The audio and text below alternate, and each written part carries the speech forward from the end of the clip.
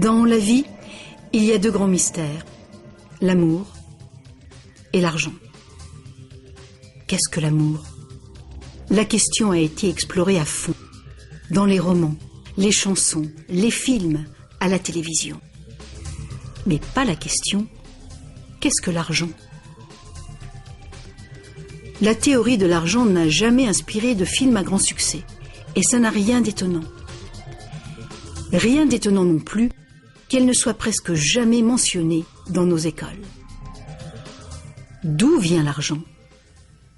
La question évoque généralement l'image de la fabrication des billets ou des pièces. En effet, on croit souvent que c'est le gouvernement qui crée l'argent. C'est vrai, mais seulement en partie. Ces symboles en papier et en métal que nous appelons l'argent sont en fait fabriqués par une agence fédérale, la monnaie. Mais la plus grosse quantité d'argent en circulation n'est pas fabriquée par la monnaie. Tous les jours, des montants colossaux d'argent sont créés par des entreprises privées, par les banques. On croit souvent que les banques prêtent l'argent, que les déposants leur ont confié. Mais pas du tout. En fait, les banques créent l'argent qu'elles prêtent, pas à partir de leurs bénéfices, ni à partir de l'argent déposé, mais directement à partir des promesses de remboursement faites par les emprunteurs. La signature d'un emprunteur l'engage à payer le montant de son emprunt plus des intérêts. Sinon, il perd la maison, la voiture ou tout autre bien qu'il a acheté. C'est une très lourde obligation pour l'emprunteur. En contrepartie, que fait la banque? Elle crée le prêt par un tour de passe-passe. Elle l'inscrit au compte de l'emprunteur. Ça vous semble un peu exagéré? Impossible, direz-vous? Voyons un peu comment ce miracle bancaire se produit.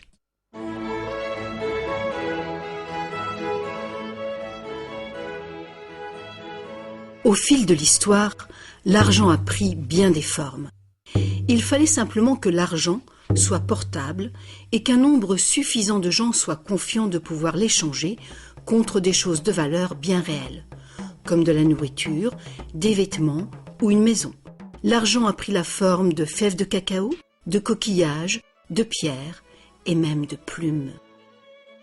L'or et l'argent étaient des métaux attrayants, faciles à travailler. Certaines cultures sont devenues expertes dans ce travail. En frappant des pièces de monnaie, unité standard dont le poids et la pureté étaient certifiés, les orfèvres ont facilité le commerce. Bien vite, pour protéger tout son or, l'orfèvre a eu besoin d'une chambre forte. Les villageois sont venus frapper à sa porte.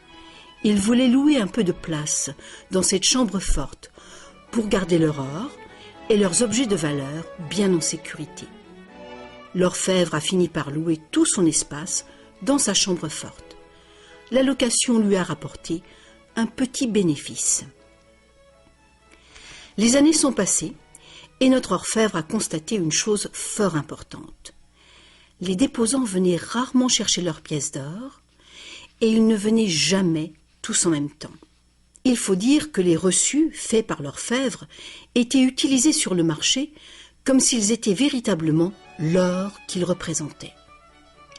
Cet argent papier était plus pratique que les lourdes pièces et les montants pouvaient tout simplement être écrits au lieu d'être comptés laborieusement. Entre-temps, l'orfèvre a commencé une autre affaire. Il s'est mis à prêter son or en demandant des intérêts. Comme les reçus devenaient de plus en plus acceptés à titre de paiement, les emprunteurs ont demandé leur emprunt sous cette forme. Et comme l'industrie prenait de l'expansion, de plus en plus de gens ont demandé des prêts à l'orfèvre.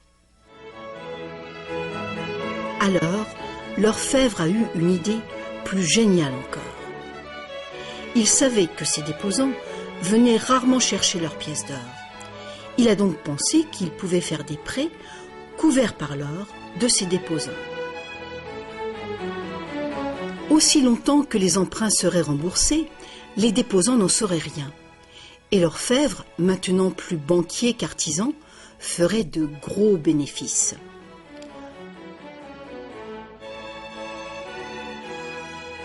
Pendant des années, en secret, l'orfèvre a tiré de bons revenus des intérêts sur les dépôts de ses clients.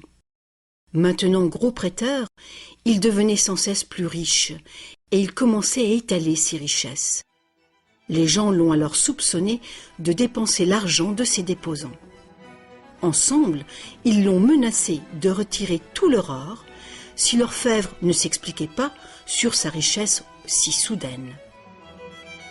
Contrairement à ce qu'on pourrait croire, la situation n'a pas tourné au désastre pour l'orfèvre. Malgré sa duplicité, il a pu montrer que les déposants n'avaient rien perdu. L'or était toujours en sécurité dans la chambre forte. Au lieu de reprendre leur or, les déposants ont demandé à l'orfèvre, devenu leur banquier, de leur verser une partie des intérêts. C'est ainsi que les banques sont nées. Le banquier payait un taux d'intérêt bas sur les dépôts et il faisait payer un dépôt d'intérêt plus élevé sur les prêts. La différence couvrait les frais de fonctionnement et ses bénéfices. La logique du système était simple comme bonjour et semblait être un moyen raisonnable de satisfaire la demande de crédit. Mais les banques ne fonctionnent plus du tout comme ça. L'orfèvre banquier n'était pas du tout satisfait du revenu qui restait après le partage des bénéfices avec ses déposants. La demande de crédit augmentait rapidement, mais ses prêts restaient limités par le montant d'or dans la chambre forte. Alors, une idée plus géniale encore lui est venue à l'esprit. Puisqu'il était le seul à savoir combien d'or il y avait dans la chambre forte, il pourrait prêter des chèques garantis par de l'or qui n'existait même pas. Aussi longtemps que les déposants ne viendraient pas tous en même temps réclamer leur or, personne ne le saurait. Ce nouvel arrangement fonctionnait à merveille et le banquier est devenu immensément riche avec les intérêts payés sur de l'or inexistant. L'idée que le banquier puisse créer de l'argent à partir de rien était trop outrageuse. Longtemps, personne n'a rien soupçonné. Mais le pouvoir d'inventer de l'argent est monté à la tête du banquier. Bientôt, l'importance des prêts et l'opulence du banquier ont déclenché de nouveaux soupçons. Certains emprunteurs ont demandé de l'or véritable plutôt que des chèques, et les rumeurs ont monté. Plusieurs déposants fortunés sont venus réclamer leur or. La fin du jeu était proche. Une foule de gens, brandissant des chèques, se sont rassemblés devant les portes closes de la banque. Hélas, le banquier n'avait pas assez d'or pour couvrir tout l'argent papier qu'il avait émis. Pour la première fois, il y avait une ruée sur la banque. Et c'est un phénomène qui épouvante tous les banquiers. Ce phénomène de retrait massif a ruiné des banques individuelles et a endommagé la confiance du public envers les banquiers. Il aurait été simple alors d'interdire cette pratique de créer de l'argent à partir de zéro. Mais les immenses crédits offerts par les banquiers étaient devenus essentiels à l'expansion du commerce européen. La pratique a donc été légalisée et réglementée. Les banquiers ont accepté de respecter des limites sur les montants d'argent fictifs qu'ils pouvaient prêter. Mais ces montants fictifs restaient bien supérieurs à la valeur réelle de l'or déposé dans la chambre forte. Bien souvent, le taux était de 9 $ fictifs pour 1 $ en or. Des inspections surprises permettaient de faire respecter ces réglementations. Un arrangement a aussi été conclu. En cas de ruée sur une banque, les banques centrales soutiendraient les banques locales en leur prêtant de l'or. La bulle du crédit, créée par les banquiers, ne pourrait pas crever et le système ne pourrait pas s'effondrer, sauf s'il y avait beaucoup de ruées sur les banques en même temps.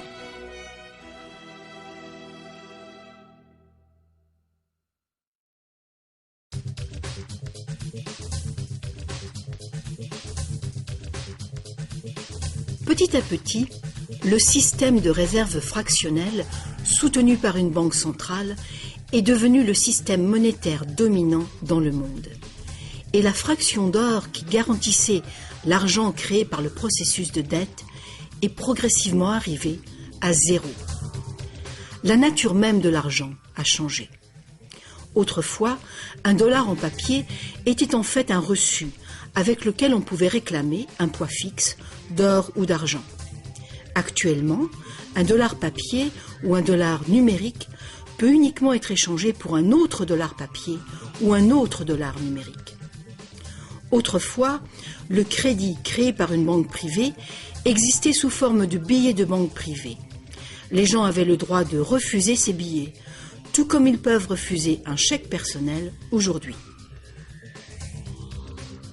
À présent, le crédit créé par une banque privée est légalement convertible en devises fiduciaires émises par le gouvernement, comme les dollars, les livres sterling ou les euros. Les devises fiduciaires sont des devises créées par un décret gouvernemental. Des lois en font la monnaie que les citoyens doivent accepter pour paiement. Alors la question subsiste. Si les gouvernements et les banques peuvent tout simplement créer de l'argent, combien y a-t-il d'argent dans le monde ?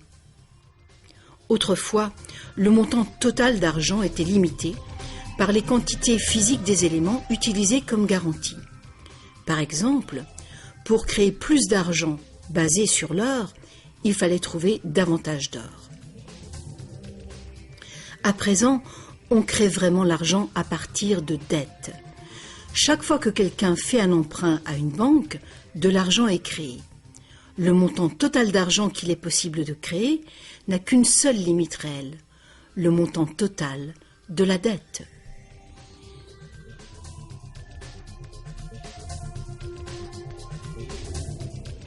Les gouvernements placent une limite légale sur la création d'argent fictif, en imposant des règles sur les obligations de réserve fractionnelles. Mais ces obligations sont fondamentalement arbitraires. Elles varient d'un pays à un autre, d'une époque à une autre. Longtemps, il a été commun d'exiger que les banques aient au moins $1 en or, en réserve, pour garantir $10 d'argent dette. Aujourd'hui, les ratios de réserve minimale ne s'appliquent plus du tout au rapport entre argent nouvellement créé et or en dépôt. Elles s'appliquent uniquement au rapport entre argent nouvellement créé et argent existant. Aujourd'hui, les réserves d'une banque sont faites de deux choses. Le montant en devises bien réelles qu'elle a déposé à la banque centrale et le montant total de son argent dette. Petite illustration. Imaginons qu'une nouvelle banque vient de démarrer et qu'elle n'a pas encore de déposants. Mais ses investisseurs ont déjà fait un dépôt de réserve de $1111,12 en cash. Le ratio de réserve est de 9 pour 1.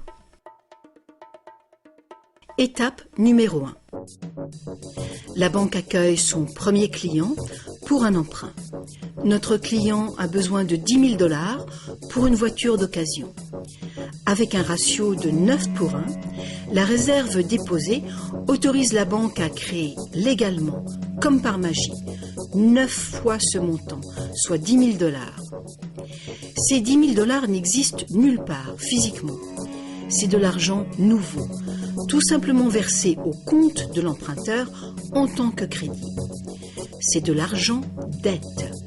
L'emprunteur peut faire un chèque pour payer sa voiture. Étape numéro 2. La vendeuse de la voiture dépose les $10 000 d'argent nouveau à sa banque. Contrairement à l'argent déposé à la banque centrale, cet argent nouveau ne peut pas être multiplié par le ratio de réserve. Il doit être divisé par ce ratio. Avec le même ratio de 9 pour 1, il est donc possible de créer un nouveau prêt de $9 000 à partir du premier dépôt de $10 000. Étape numéro 3. Si ces $9 000 sont déposés par une troisième personne, à la même banque ou dans une autre banque, ils permettent légalement un troisième crédit bancaire, cette fois pour $8 100.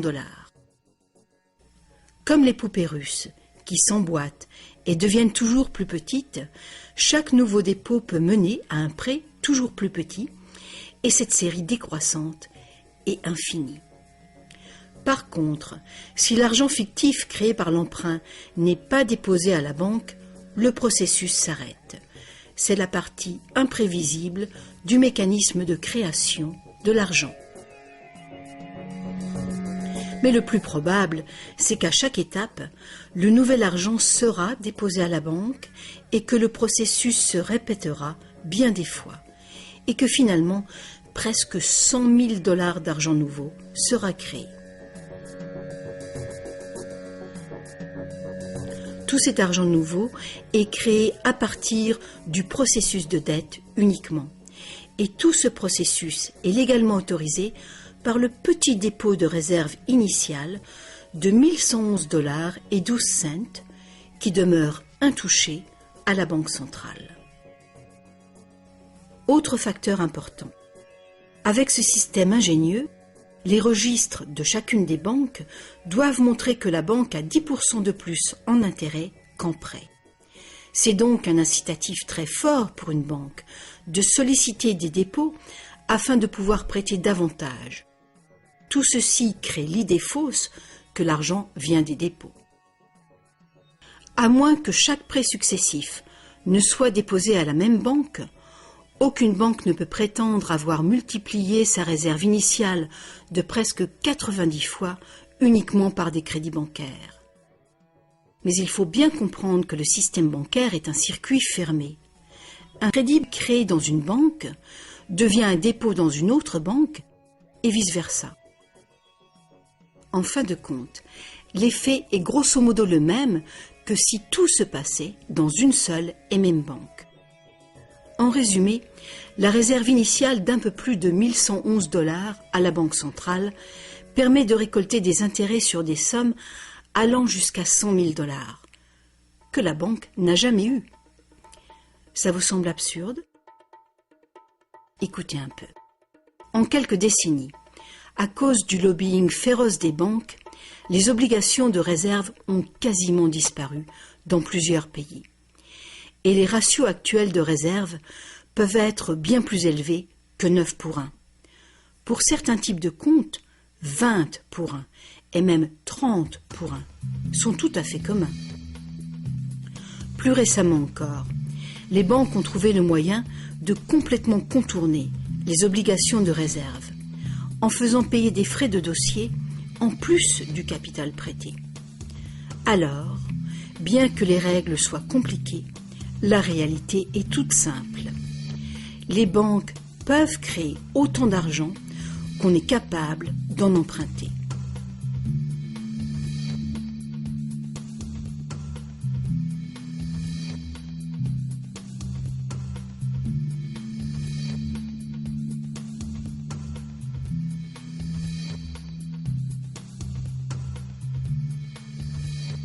En dépit des images qu'on nous montre, l'argent créé par le gouvernement représente en général moins de 5% de l'argent en circulation.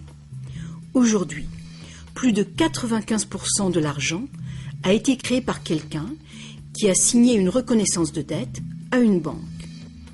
Ces crédits bancaires apparaissent et disparaissent en quantité phénoménale tous les jours, au fur et à mesure que des prêts sont accordés ou remboursés.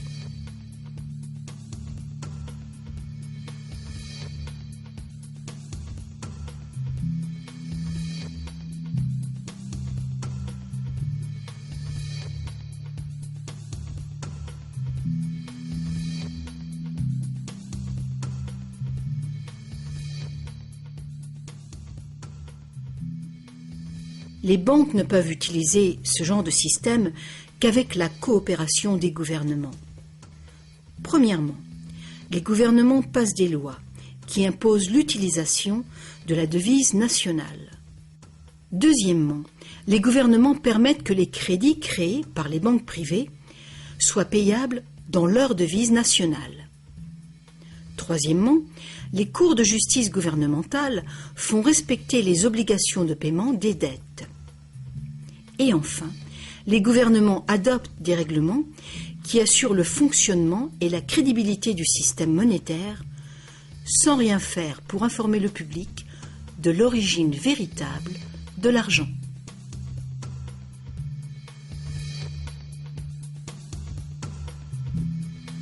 La simple vérité, c'est que quand on signe les papiers d'un emprunt ou d'une hypothèque, la seule chose réelle est notre reconnaissance de dette. Cette reconnaissance de dette est garantie par nos actifs qui seront confisqués si on ne peut pas payer les remboursements. Pour toute personne qui croit que nous allons honorer notre promesse, cet accord de prêt ou d'hypothèque est maintenant un papier échangeable et vendable. Ce papier représente une forme d'argent. L'emprunteur obtient de l'argent grâce à son soi-disant prêt bancaire. Dans le monde réel, un prêt implique que le prêteur a quelque chose à prêter.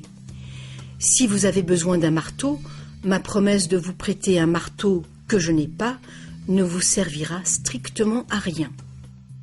Mais dans le monde artificiel de l'argent, la simple promesse faite par une banque de vous prêter de l'argent est considérée comme de l'argent véritable.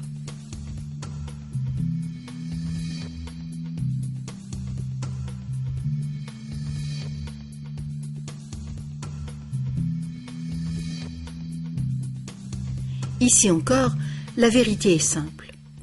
Sans le document signé par l'emprunteur, le banquier n'a rien du tout à prêter.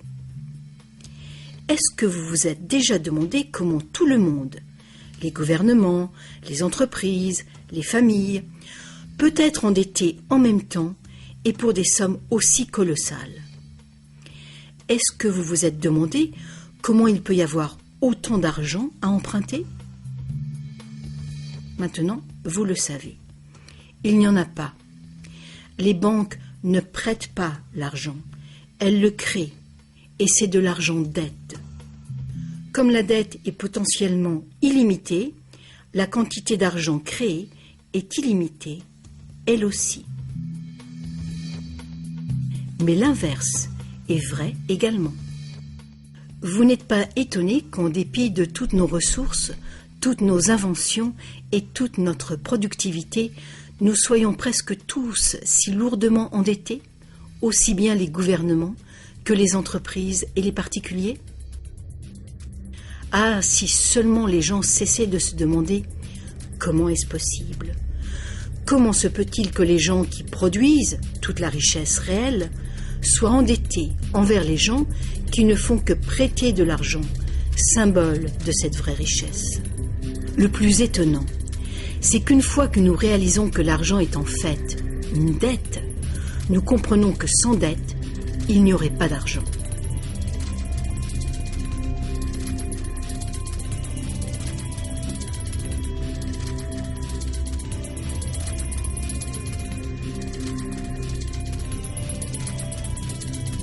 Si toute cette explication est nouvelle pour vous, rassurez-vous, vous n'êtes pas seul.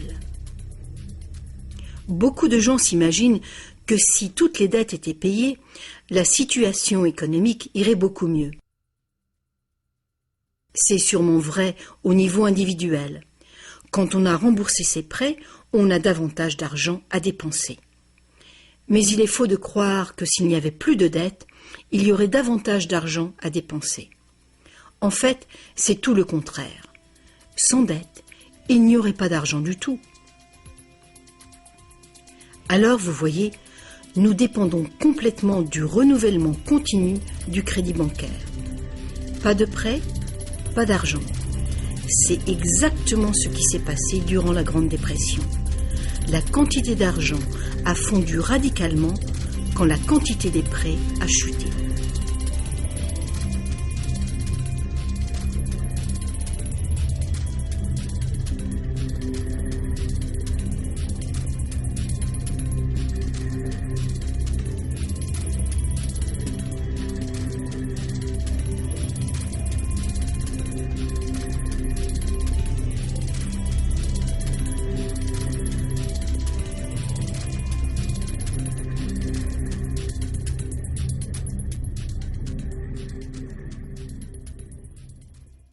Il faut bien souligner que les banquiers créent uniquement le montant du principal.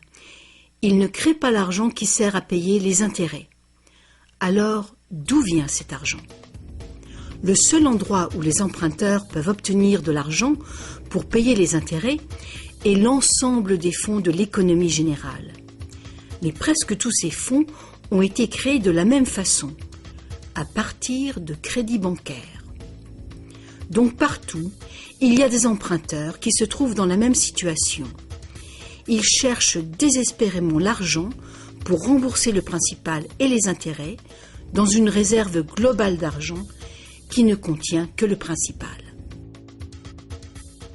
Il est tout à fait impossible pour tout le monde de payer le principal plus les intérêts, car l'argent des intérêts n'existe pas.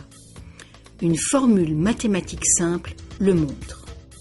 Le grand problème, c'est que pour les emprunts à court terme, comme les hypothèques et les emprunts gouvernementaux, où les intérêts dépassent de loin le principal, les risques de saisie et donc les dangers pour l'économie sont très grands, à moins de créer beaucoup d'argent pour payer les intérêts.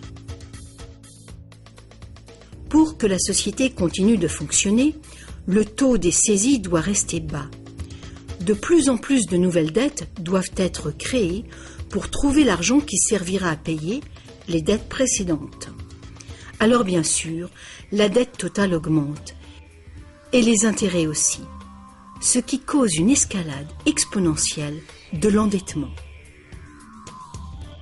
Seul le temps qui sépare la création des nouveaux emprunts et leur remboursement empêche le manque d'argent global de mettre le système en faillite. Mais pendant que le monstre du crédit bancaire grossit, le besoin de créer toujours plus d'argent pour le nourrir devient toujours plus urgent. Pourquoi les taux d'intérêt sont-ils si bas ? Pourquoi recevons-nous des cartes de crédit que nous n'avons jamais demandées ? Pourquoi est-ce que le gouvernement dépense plus vite que jamais ? Est-ce que ce ne serait pas pour éviter l'effondrement de tout le système monétaire ? On peut donc se demander, est-ce que ça peut continuer infiniment ? Est-ce qu'un effondrement n'est pas inévitable ?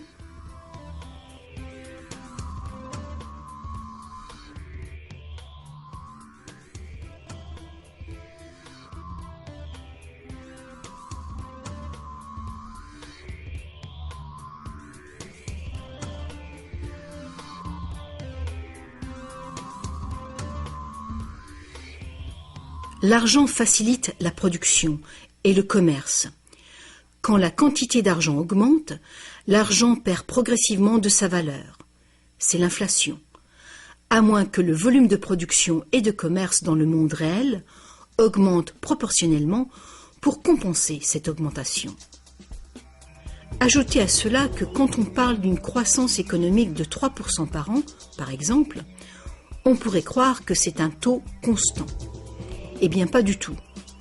Les 3% de cette année représentent plus de matériaux, plus de produits, plus de services que les 3% de l'année précédente, car il s'agit de 3% d'un nouveau total. Ce n'est donc pas une ligne plate, continue, mais une courbe exponentielle de plus en plus raide. Le véritable problème est qu'une croissance perpétuelle de l'économie réelle exige une escalade perpétuelle de la consommation des ressources et de l'énergie. De plus en plus de choses doivent passer de l'état de ressources naturelles à celui d'ordures, année après année, juste pour éviter l'effondrement du système.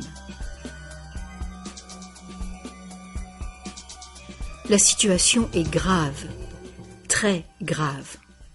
Alors quoi faire ? Pour commencer, un concept radicalement différent de l'argent s'impose.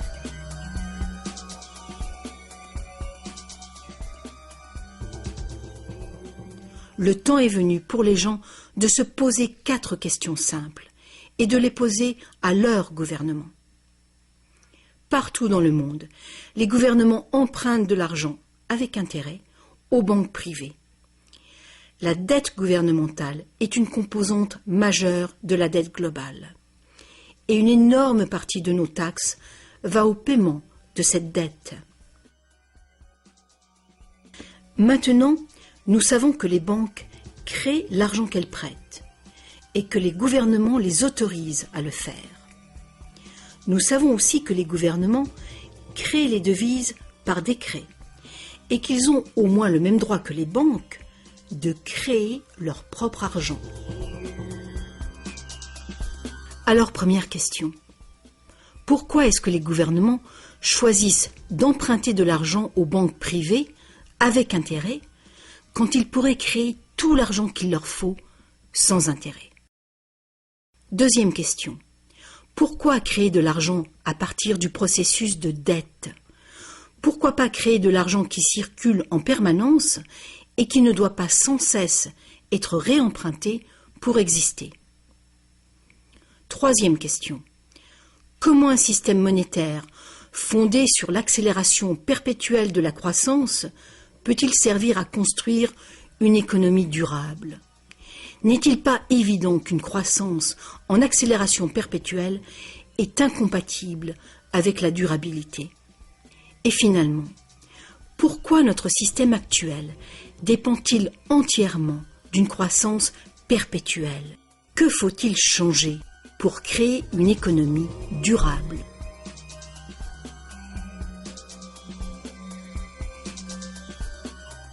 À une certaine époque, faire payer un intérêt quelconque sur un emprunt était qualifié d'usure et était passible de sanctions très sévères, allant jusqu'à la peine de mort. Chaque grande religion interdisait l'usure. La plupart des arguments avancés contre l'usure étaient d'ordre moral. La seule finalité légitime de l'argent était de faciliter les échanges de biens et de services réels. Toute tentative de gagner de l'argent avec de l'argent était considérée comme un mal, ou même comme un vol. Mais comme les besoins de crédits commerciaux augmentaient, les arguments moraux ont fini par céder. On en est venu à dire que prêter de l'argent constituait un risque pour le prêteur, et qu'il était donc justifié de faire des profits sur un prêt.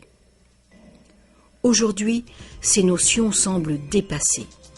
Faire de l'argent avec de l'argent est considéré comme un idéal à poursuivre. Pourquoi travailler si on peut faire travailler son argent pour soi? Ceci dit, quand on parle d'avenir durable, il est clair que faire payer des intérêts constitue un problème d'ordre moral et d'ordre pratique. Imaginons une société capable de durer des siècles parce qu'au lieu de piller ses ressources, elle consomme uniquement ce qu'il lui faut dans l'immédiat. On ne coupe pas plus d'arbres qu'il n'en pousse. Toute l'énergie est renouvelable, solaire, gravitationnelle ou géothermique, magnétique ou autre.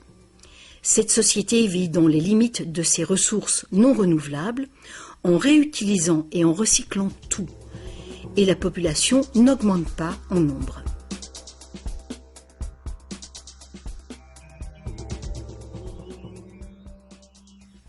Cette société ne pourrait jamais fonctionner avec un système monétaire qui dépend complètement d'une croissance en accélération perpétuelle. Une économie stable aurait besoin d'une quantité d'argent qui puisse rester stable. Imaginons que cette quantité totale d'argent stable est représentée par ce grand cercle.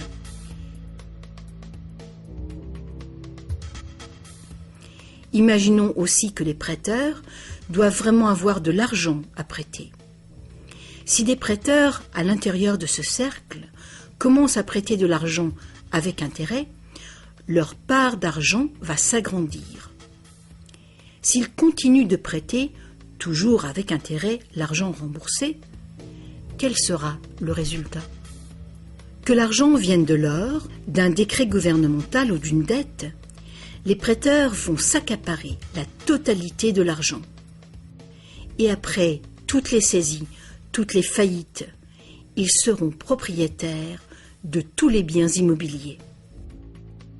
Pour régler ce problème, il faudrait que les gains résultant des prêts avec intérêt soit distribuée également parmi la population.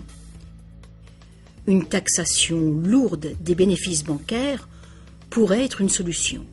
Mais alors, quel intérêt les banques auraient-elles d'être en affaires? Si nous pouvions un jour nous libérer de cette situation, nous pourrions imaginer les banques comme des services sans but lucratif, qui travailleraient au service de la société. Les banques verseraient des dividendes universels aux citoyens ou prêteraient carrément sans intérêt du tout.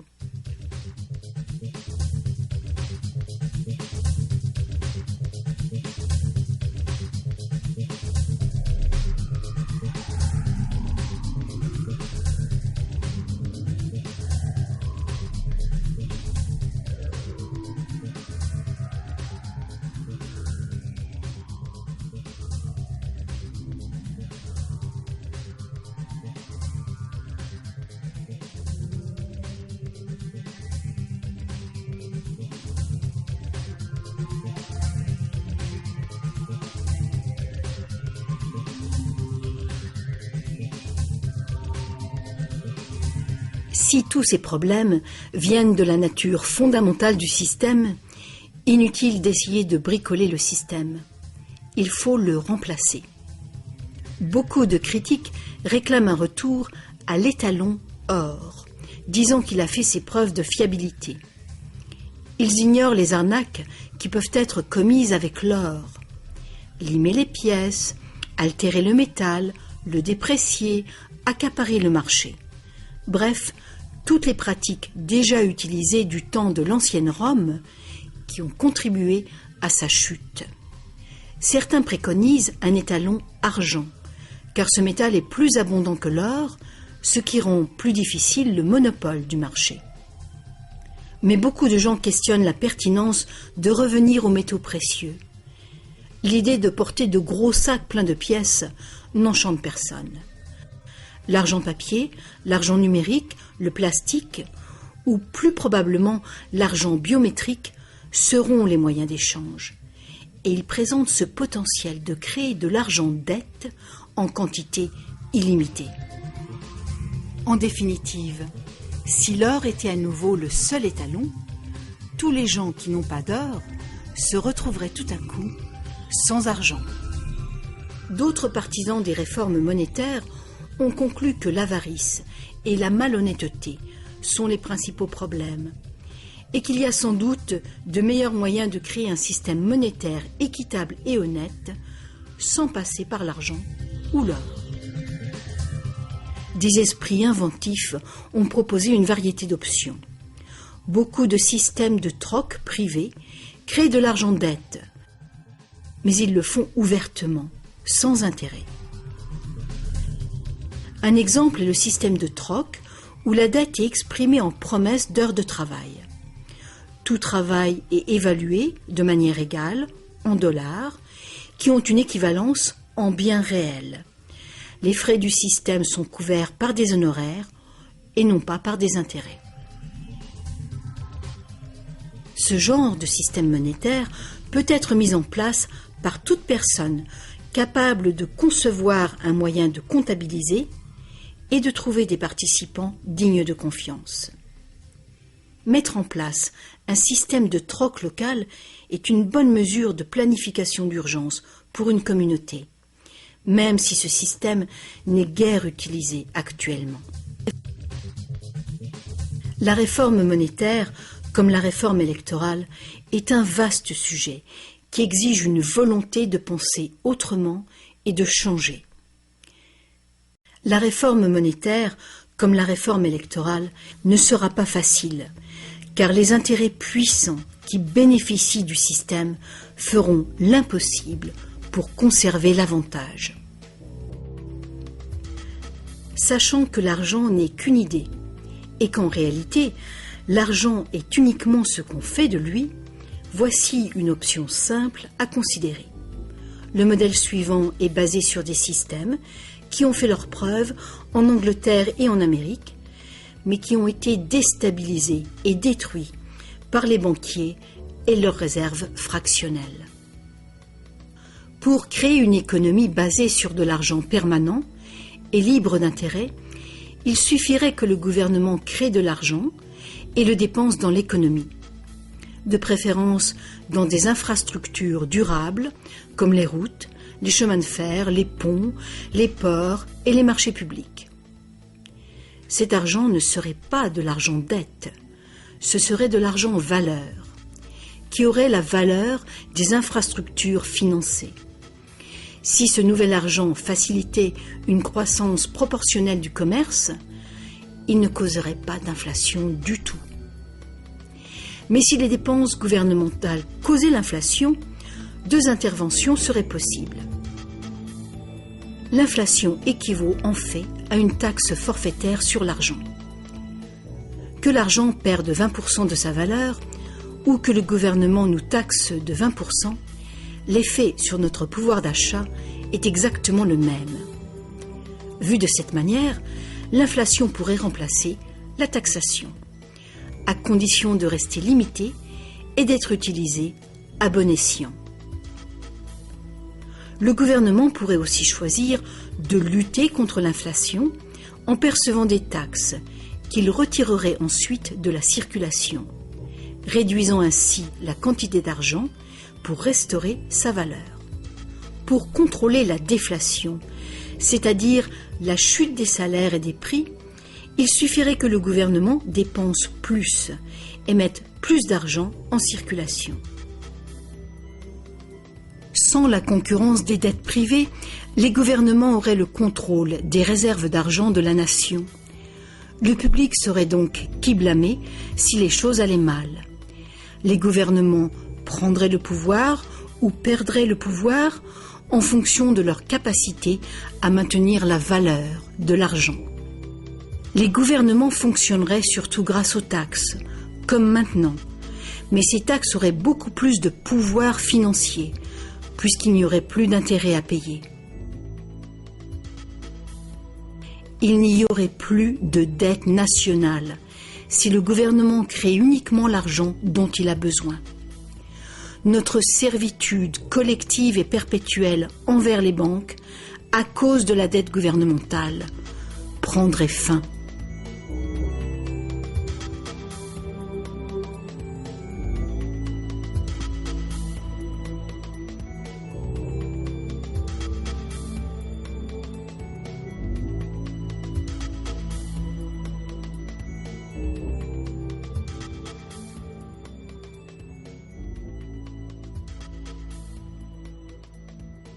On nous a trompés. Ce qu'on appelle démocratie et liberté sont devenus en réalité une forme ingénieuse et invisible de dictature économique. Aussi longtemps que notre société dépendra du crédit bancaire pour son apport d'argent, les banquiers continueront de décider qui reçoit de l'argent ou pas.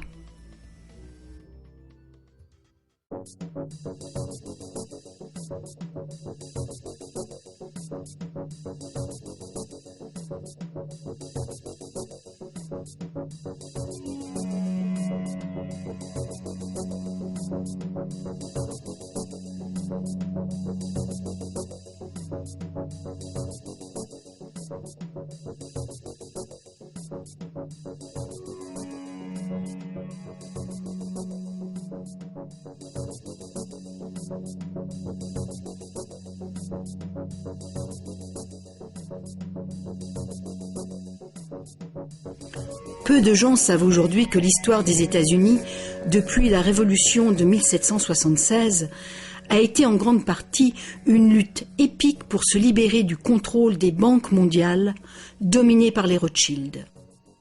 Cette lutte a finalement été perdue en 1913, quand le président Woodrow Wilson a signé la loi de la Réserve fédérale, donnant le pouvoir de créer l'argent américain à un cartel de banques internationales.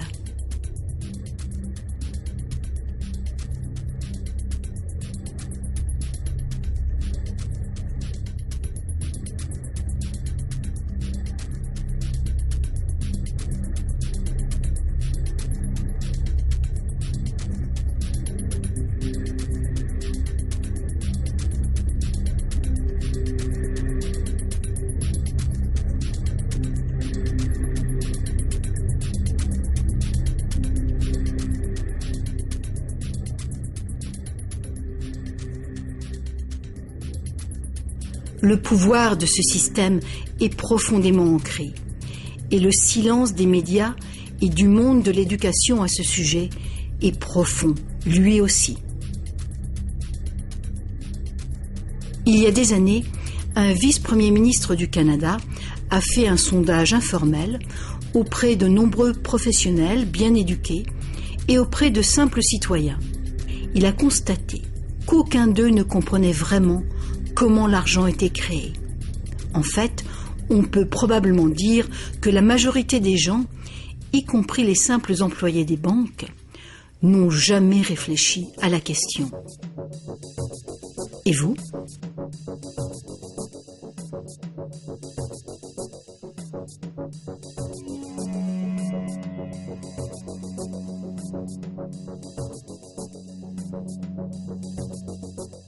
Le système moderne de l'argent-dette est né il y a un peu plus de 300 ans, quand la première banque d'Angleterre a été créée par une charte royale, lui autorisant des prêts fractionnels de dépôt d'or au ratio de 2 pour 1. Ce modeste ratio était le premier pas. Le système est maintenant mondialisé. Il crée des quantités virtuellement illimitées d'argent à partir de rien. Et presque tout le monde sur la planète est enchaîné à une dette sans cesse grandissante, qui ne pourra jamais être repayée. Est-ce que tout cela serait arrivé purement par accident? Ou est-ce qu'il y a conspiration? De toute évidence, l'enjeu est considérable.